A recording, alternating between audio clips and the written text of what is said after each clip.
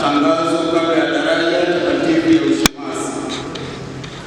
Kwa mujibu wa sheria ya kanisa namba 1051 kifungu cha pili, inatupasa kufanya matangazo rasmi kuhusu wale wanaoomba kupewa daraja takatifu kabla ya kupewa daraja hilo.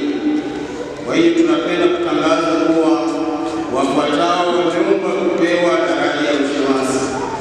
Kwanza ni Seminari Richard Kikoti wa Parokia Msalaba Mtakatifu Matamba, na wa pili ni Seminari Roberto Maolo wa Parokia Mtakatifu Mikaeli Malaika Mkuu Matembo.